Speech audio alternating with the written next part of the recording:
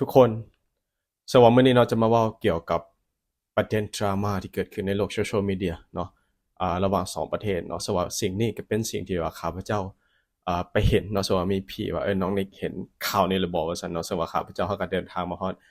บอลที่ไปเรียนต่อนะทุกคนเลยกลับไปเบิ่งเนาะโอ้โหเป็นข่าวที่ว่า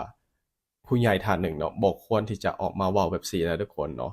เลยเป็นประเด็นที่ว่าเกิดกระแสดราม่าวิพากษ์วิจารณ์เนาะสว่าคนลาว99%ข้าพเจ้าเชื่อว่า99%บ่สนับสนุนลาวทุกคนสว่าเรื่องราวสิเป็นได้ทุกคนเดี๋ยวมื้อนี้เราจะมาอบรมกันกับสบายดีเนาะสวัสดีครับท่านผู้ชมยินดีต้อนรับเข้าสู่ช่องไลฟ์สไตล์วิทยานกศักดิ์อยู่กับข้าพเจ้าธนกศักดิ์เช่นเก่าเช่นเคยก่อนอื่นการทักทายสบายดีพ่อแม่พี่น้องโมที่สุดทุกคนเนาะจะเป็นพี่น้องอยู่ทางเมืองลาวเมืองไทยและอยู่ต่างประเทศเป็นได้สบายดีบ่ทุกคนสภาพอากาศเป็นได้อยู่ทางประเทศไทยอากาศ ฮ้อนบ่เนาะหรือว่าฝนตกทุกคนจังว่าบอนที่ข้าพเจ้าอยู่เนาะอากาศเย็นหลายทุกคนเนาะประมาณ10ปลายองศา15-16องศาเนาะสว่ามื้อนี้ก็อัดคลิปเวลา11โมงทุกคนหลังจากนั้นจะออกไปข้างนอกเนาะโอเคทุกคนสำหรับพี่ท่านใดที่เข้ามาเบิ่งใหม่ทุกคนอย่าลืมกด Subscribe พาพี่กด Subscribe เนาะอย่าลืมกดกระดิ่งเพื่อบ่พลาดคลิปใหม่ๆของข้าพเจ้านั่นเองทุกคนสว่ามื้อนี้เราจะมาเว้าอยู่2ประเด็นเนาะคือมาอ่าทำความเข้าใจก่อนว่าความเป็นไปเป็นมาแนวใดเนาะเกี่ยวกับคนลาวเฮา7คนเนาะที่ติดถ้ำนะทุกคนเนาะและมีหน่วยงาน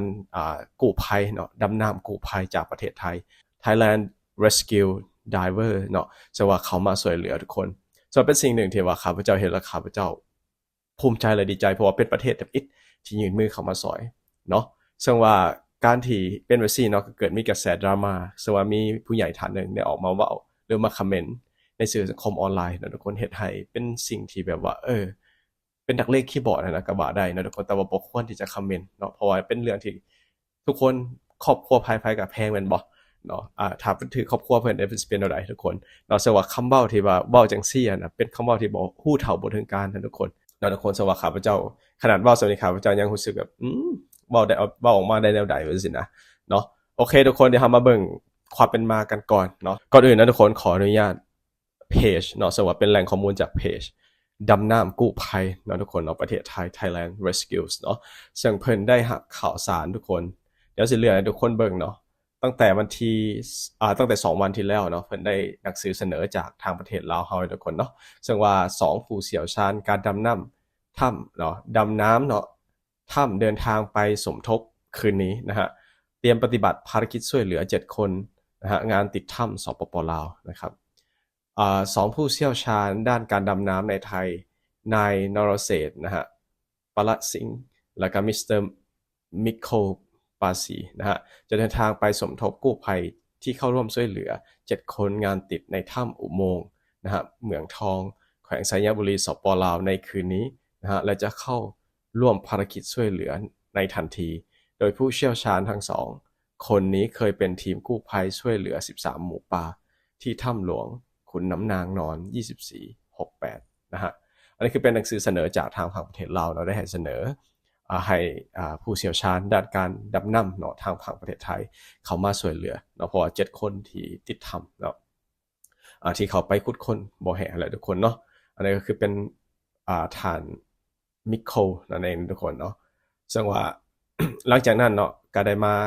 ประเทศลาวเฮาเนาะทุกคนเนาะซึ่งว่าจากภาพที่เห็นเนาะทุกคนซึ่งมันจะเป็นฮูน้อยๆเนาะซึ่งว่าการที่เข้าไปค่อนข้างที่จะลำบากได้ทุกคนบ่แม่นว่ามาปุ๊บเข้าไปหาเห็นได้ปั๊บเลยเนาะมันก็ใช้เวลานะทุกคนซึ่งว่าภารกิจนะทุกคนเนาะก็คือเพิ่นบอกว่าทีมช่วยเหลือเนาะเบิ่งจากภาพเลยทุกคนข้าพเจ้าจะให้เห็นจากภาพเลยเนาะก็คือเป็นฮูนะทุกคนเนาะซึ่งว่าเพิ่นก็เฮ็ดเวียกเป็นทีมเลยทุกคนเนาะเฮ็ดเวียกเป็นทีมเนาะ สว่าเว้าถึงศักยภาพและความเชี่ยวชาญของเพิ่นเนาะที่มีแบบมีความเป็น professional หรือว่ามืออาชีพเนาะในการที่เขาไปช่วยเหลือคนติดถ้ำก่อนหน้านี้อ่า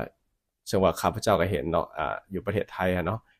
แล้วซึ่งว่า1วันที่ผ่านมาเนาะเพิ่นก็ได้มีการอัปเดตว่า2ผู้เชี่ยวชาญการดำน้ำถ้ำเนาะถึงพื้นที่งานแล้วนะฮะมิสเตอร์นิโคลเนาะหนึ่งในนักดำน้ำผู้เชี่ยวชาญช่วย13ชีวิตหมู่ป่านั่นเองทุกคน ตอนนี้เพิ่นก็มาฮอดแล้วนะทุกคนเนาะนี่คือภาพบรรยากาศเนาะในการเข้ามาช่วยเหลือของท่านแต่ว่าทางฝ่ายลาวเฮาก็มีการต้อนรับเนาะทุกคนเนาะถ้าถามว่าทางประเทศลาวเฮาเขาเอิ้นว่าสามารถช่วยได้บ่เว้าถึงเทคนิคถึงวิชาการเนาะก็อาจจะยังบ่เก่งเนาะเรื่องการสำรวจถ้ำว่าในรูปแบบของถ้ำนี่เป็นแนวใดและการที่จะคนที่อยู่ในนั้นจะมีชีวิตรอด ประมาณใดนะทุกคนเนาะอ่าช่วงนี้ก็เป็นช่วงหน้าฝนนะทุกคนก็มีความลำบากหลายนะทุกคนในการเข้าถึงเพื่อช่วยเหลือในวันถัดมาทุกคนก็ได้มีการอัปเดตเนาะซึ่งว่านี่คือภาพเนาะภารกิจสำรวจภายในเหมืองถล่มเนาะซึ่งบ้านหลองแจ้งแขวงสัญบุรีเฮาสปปลาวทุกคนของทีมผู้เชี่ยวชาญการดำน้ำเนาะซึ่งว่ามิสเตอร์มิโคเนาะและนายนรเศรษฐ์นะทุกคนเนาะของผู้เชี่ยวชาญการดำน้ำถ้ำเนาะหลังจากออกจากการสำรวจถ้ำเนาะได้บอกว่าภายในถ้ำแคบมากไม่น่าสามารถคานได้นะฮะต้องนอนคว่ำหน้าแล้วคานต่ำอย่างเดียวนะฮะภายในเหมืองอุโมงค์นะฮะเป็นช่วงไม่สามารถคานเข้าได้นะฮะและสองทางนะฮะยังได้ไปถึงจุดที่สามารถดำได้เลยนะฮะได้ทดลองการดำแล้วนะฮะไปที่จุดที่แคบมากโดยใช้วิธีเอาขาเข้าไปก่อนและใช้วิธีเอาเท้าถีบทรายและก็หินจนสามารถเข้าไปในโพรงเหล็กได้นะฮะโดยเข้าไปได้ลึกสะดุดถึง5 เมตรนะฮะแต่ภายในนั้นสภาพอากาศนะฮะที่ไม่พอเพียงจึงกลับออกมาวางแผนใหม่นะฮะนี่คือบรรยากาศโอ้โหขอบคุณหลายๆทุกคนยอมใจได้ที่แบบว่าเพิ่นยอมวอลันเทียมาสวยเหลือเฮานะทุกคนเนาะมาสวยเหลือประชาชนลาวเฮาผู้ที่ตกอยู่ในอยู่ข้างในนะบ่ฮู้ว่าเจ้าชีวิตก็จะเป็นจังได๋อยู่ข้างในเนาะสภาพจิตใจต่างๆนะทุกคนด้วยความหิวเนาะซึ่งว่ามันก็หลายมื้อนะทุกคนใน16ชั่วโมงที่แล้วนะเพิ่นก็ได้มีการนำเครื่องอัดอากาศสำหรับถังน้ำดำเนาะนำส่งถึงบ้านหลองแจ้งแขวงสัญบุรีสปปลาวเตรียมช่วยเหลืองานดำน้ำนั่นเองทุกคนเนาะซึ่งวันที่26ที่ผ่านมาแล้วเครื่องอัดอากาศถูกส่งไปจากประเทศไทยเนาะโดยสนับสนุนจากทีม Thai Public Safety Support Team โอ้โหคือแบบสวยเต็มที่นะทุกคนเนาะซึ่งเป็นทีมที่ทำงานหลังบ้านตั้งแต่2ผู้เชี่ยวชาญด้านการดำน้ำถ้ำนะฮะเดินไปช่วยเหลือ7คนงานติดเหมืองในสปปลาวนอกจากร้าน All Blue Skiwa Service นะฮะยังมีสนับสนุนอุปกรณ์สำหรับการซ่อมบำรุงเครื่องอัดอากาศกรองอากาศและสำหรับใช้ในงานดำน้ำอีกด้วยโอ้โหเป็นอย่างที่ว่าต้องขอบคุณพี่น้องชาวไทยทุกคนเนาะมีจิตใจที่ว่าดีงามแฮงนี่นะทุกคนก็มีการขนอุปกรณ์เนาะเข้ามาเพื่อให้การช่วยเหลือนั่นเองอันนี้ก็คือเป็นการช่วยเหลือทีมงานหลังบ้านนะทุกคนที่ส่งอุปกรณ์เนาะเข้ามาจากประเทศไทยนั่นเองและใน15ชั่วโมงที่ผ่านมาเนาะสำหรับความคืบหน้าของภารกิจทุกคนติดเหมืองถล่มเนาะก็มีการอัปเดตสถานการณ์สว่ายังบ่มีการดำน้ำเถื่อเนาะสว่ามื้อนี้เนาะการติดตั้งระบบดำน้ำใหญ่เพื่อให้ระดับน้ำลดลงเนาะเพื่อจะได้เหตุการณ์ดำน้ำเนาะซึ่งเหลือเพียงแต่15 เมตรที่จะไปเจอเนิน30เนินเนาะที่คาดว่าคนงานทั้ง7คนอยู่นั่นเองทุกคนเนาะนี่คือเป็นอุปกรณ์แล้วก็มีการวางแผนเนาะสว่าเป็นทีมงานหลายๆคนที่มีการวางแผนและมีความเชี่ยวชาญ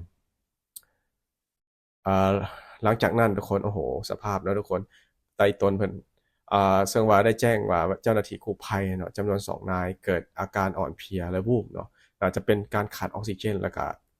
การเข้าไปในช่องแคบที่มันแคบเนาะทุกคนอาจจะใช้แรงงานหลายเนาะเกิดอาการอ่อนเพลียและวูบเนาะขณะเขาปฏิบัติงานติดตั้งปั๊มและลากสายสัญญาณในโถงอุโมงค์ซึ่งทีมงานจึง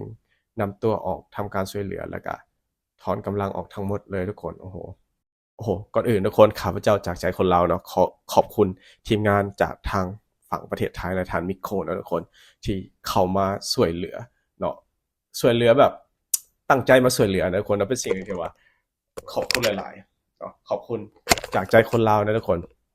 เดี๋ยวเรามาเบิ่งประเด็นดราม่าทุกคนสิ่งที่ข้าพเจ้าอยากมาเว้าก็คือเราก็ออกมาขอโทษแหละแต่ว่าเป็นอีกอย่างที่ว่าเราก็เป็นผู้ใหญ่อยู่สินะเราบ่ควรที่จะออกมาเว้าในลักษณะประมาณนี้ทุกคนแล้วทุกคนส่งว่าหลังจาก หลังจากที่มีทีมงานทางฝั่งไทยเนาะเพิ่นเข้ามาช่วยเหลือเราก็เกิดมีกระแสดราม่าซึ่งว่าเป็นนายบ้านเนาะทุกคนก็ทั่วลงนั่นแหละเนาะชื่อเราว่าสมใจสมวิไลสมไรวงศ์เนาะแล้วซึ่งเราได้ออกมาคอมเมนต์เนาะประมาณว่าอ่ากสิว่าก็เป็นสิ่งที่แบบโอ้โหถ้าฟังแล้วก็แบบมันเจ็บใจเลยทุกคนนะข้าพเจ้าฟังแล้วข้าพเจ้ายังรู้สึกว่าเราเว้าได้แนวใดไปสินะมันเป็นคำเว้าที่แบบ บ่ควรที่จะเว้าเพราะว่าข้าพเจ้าเชื่อว่าอยากให้พี่ๆคนไทยฟังก่อนเนาะซึ่งว่า 99.9% เนาะคนลาวเขาจะบ่มีความคิดแบบซั่นเนาะโดยเฉพาะคนยุคใหม่จะบ่มีความคิดแบบซั่นเลยเนาะต่อกับเหตุการณ์แบบนี้เนาะแต่ว่าอันนี้คือเป็นนักเล่นคีย์บอร์ดที่ว่าเป็นผู้ใหญ่นะทุกคนเนาะซึ่งว่าทุกคนสามารถเข้าไปอ่านข่าวได้ทุกคนคอมเมนต์ของคนลาวแบบโอ้โหด่าแบบแฮงหุนแฮงเลยเนาะหลังจากที่เราอัดคลิปออกมาขอโทษนั่นเองทุกคนเนาะซึ่งว่าเป็นห้องในบ้านเนาะทุกคนเนาะหลังจากนั้นเราก็ได้อัดคลิปออกมาไหวขอโทษเนาะหลังจากใส่คำหุนแฮงเนาะอ่าคำว่าเสนอหน้าอยากได้หน้าเลยทุกคนมันเป็นสิ่งที่ว่าข้าพเจ้าไม่อยากอ่านเลยเนาะมันเป็นสิ่งที่ว่าแรงมากนะฮะเนาะซึ่งว่าหลังจากนั้นทุกคนในบ้านเนาะแล้วบ่แม่นในบ้านเนาะเราเป็นห้องในบ้านออกมาขอโทษเรื่องที่แบบว่าได้เว้าออกไปเนาะซึ่งเราก็ได้บุตำแหน่งชัดเจนเนาะทุกคนเนาะว่าเป็นห้องในบ้านเนาะในพื้นที่แล้วก็ซึ่งว่าคลิปนี้เนี่ยออกมาแสดงความขอโทษอย่างเป็นทางการเนาะทุกคนซึ่งว่าเนื้อหาในคลิปก็คือแบบก็บอกไปว่าเป็นสิ่งที่ว่าความรู้เท่าบ่ถึงการของเราเนาะในการที่ไปคอมเมนต์แบบสั้นเนาะทุกคนเนาะซึ่งว่า สบายดีข้าพเจ้าสมใจวิไลวงศ์ห้องในบ้านได้มาขอโทษต่อเหตุการณ์ที่เกิดขึ้นที่ข้าพเจ้าได้คอมเมนต์แนวเสียหายลงไปใน 2-3 วันก่อนนั้นเนาะมาวันนี้ข้าพเจ้าได้มาขอโทษต่อหน่วยงานกู้ภัยหรือว่าหน่วยงานที่มาช่วยเหลือในเมืองหนองแจ้งแข็งไสสมบูรณ์นั้นข้าพเจ้าในนามผู้ที่คอมเมนต์ลงไปได้มาขอโทษอย่างโดยความจริงใจโดยความรู้เท่าบ่ถึงการความรู้ก็ยังต่ำข้าพเจ้าขอโทษต่อเหตุการณ์ที่เกิดขึ้นจะขอนำเอาบทเรียนที่พ่อแม่ประชาชนและหน่วยงานเกี่ยวข้องนั้นตำหนิติชม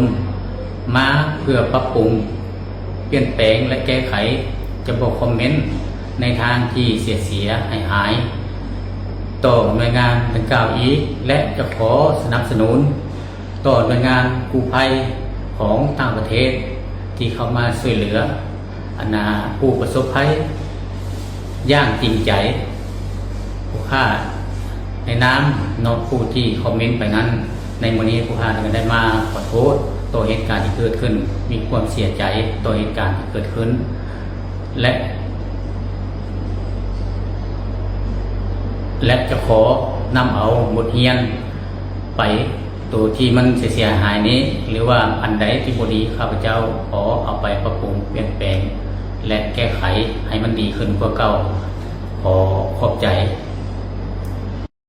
ซึ่งว่าเราก็ได้มีการยกมือไหว้เนาะตลอดเวลาเพื่อแสดงความอ่อนน้อมเนาะโดยเนื้อหาการ